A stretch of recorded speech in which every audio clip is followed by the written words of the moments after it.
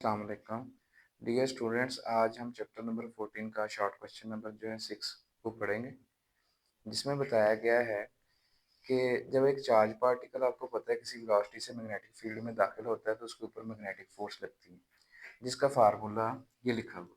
एक charge particle Q किसी magnetic field B में B वेलोसिटी से दाखिल होगा तो उसके ऊपर Q V cross B force लगेगी, और V क्रॉस B की डायरेक्शन का भी हम जानते हैं। ठीक है, वेक्टर प्रोडक्ट की डायरेक्शन जो है वो उस प्लेन के ऊपर परपेंडिकुलर होती है जिसमें ये दोनों वेक्टर्स मौजूद होते हैं। कैसे निकाली जाती है? मिसाल के तौर पे ये एक चार्ज पार्टिकल है, ये एक मैग्नेटिक फील्ड में दाखिल हुआ जो कि magnetic field into the board है।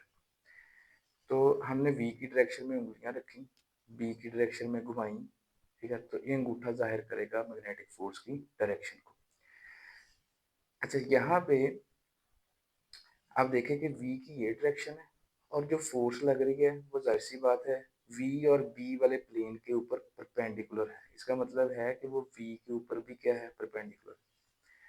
तो असल में ये आप देखें कि ये फोर्स और ये इस चार्ज पार्टिकल का जो आपके पास डिस्प्लेसमेंट आ रहा है, ठीक है, फोर्स और डिस्प्लेसमेंट के दरमियान एंगल जो है वो 90 बन रहा है।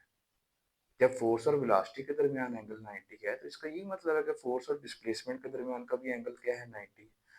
और आपने ये सीखा हुआ है कि ये जो वर्क डन है ये फोर्स और डिस्प्लेसमेंट का डॉट प्रोडक्ट है। जब डॉट प्रोडक्ट को हम खोलते हैं तो आंसर आता है first vector into first vector की मैग्नीट्यूड, सेकंड वेक्टर की मैग्नीट्यूड और into the cause of the angle between them. यहाँ पे फोर्स और डिस्प्लेसमेंट के दरमियान एंगल ये 90 का है। तो जब यहाँ पे कॉज ऑफ 90 लिखेंगे ना तो आपको ये समझ में आएगी कि ये कॉज ऑफ 90 जीरो होने की वजह से जो work done by this work done by this magnetic force है वो जीरो होता है। तो इसका मतलब है कि ये जो आपके पास मैग्नेटिक फोर्स है ये ओनली डिफ्लेक्टिंग फोर्स है, जो कि चार्ज पार्टिकल को डिफ्लेक्ट करवाती है। तो इससे उस चार्ज पार्टिकल में कोई एक्सेलरेशन जो है ना लीनियरली पैदा नहीं होता, ठीक है, उसमें एंगुलर एक्सेलरेशन तो पैदा होता है।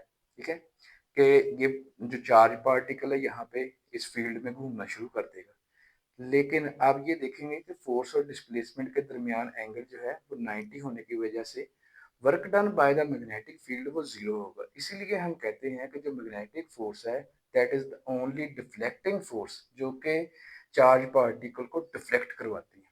बहुत शुक्रिया, फिर मिलते हैं नेक्स्ट शॉर्ट क्वेश्चन के साथ।